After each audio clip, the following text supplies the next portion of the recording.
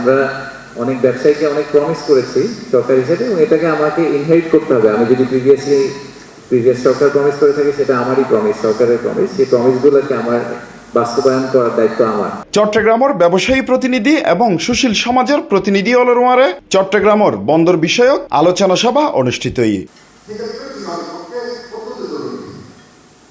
মেয়ের 8 তারিখ চট্টগ্রামের হোটেল রেডিসন ব্লুত এই সভা অনুষ্ঠিত হয়।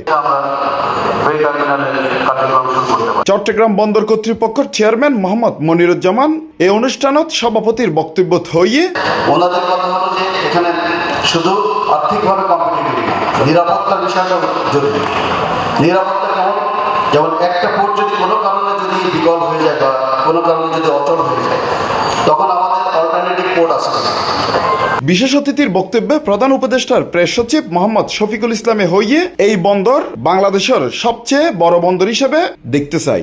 আমরা চিটাগং পোর্টকে আরো বড় দেখতে চাই, পুরো রিজিয়নের সবচেয়ে বড় বিগেস্ট পোর্ট হিসেবে দেখতে চাই। এবং এটা শুধুমাত্র চিফ অ্যাডভাইজারের ড্রিম হচ্ছে এটা শুধুমাত্র বাংলাদেশ না, বাংলাদেশের আশেপাশের সমস্ত দেশগুলোকে যাতে এটা সার্ভ করতে পারে। He is talking about like a population of 400 million people, 40 কোটি লোককে যেন চিটাগং পোর্ট সার্ভ করতে পারে। এবং চিটাগং একটা না, একদম ধরে ধরে যতগুলো চিটাগং পোর্ট সিস্টেম, আমরা যাতে চিটাগংকে চিটাগং পোর্ট সিস্টেম বলি, অনেকগুলো পোর্ট।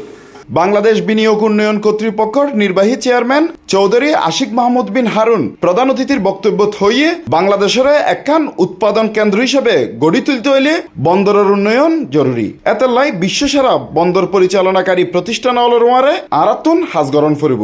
আমরা যেই লং টার্ম ভিশনটা নিয়ে কথা বলেছি, আপনারা দেখেছেন যে বিনিয়োগ সম্মেলনে আমরা বাংলাদেশকে নিয়ে একটা অ্যাম্বিশনের কথা বলেছি। আমরা বাংলাদেশকে কিরকম জায়গায় দেখতে চাই, সেটা মেনশন করলেন যে as a factory for the world, একটা ম্যানুফ্যাকচারিং হাব হিসাবে আমরা বাংলাদেশকে দেখতে চাই। তো সেটা দেখতে হলে সেই পুরো মাস্টার প্ল্যানটার বা যে ব্লুপ্রিন্ট বা অ্যাম্বিশন, এই পুরাটার যে সেন্টারপিস বা আমরা যেটা কোহিনূর বলি, যে সেটা আসলে চিটাগং।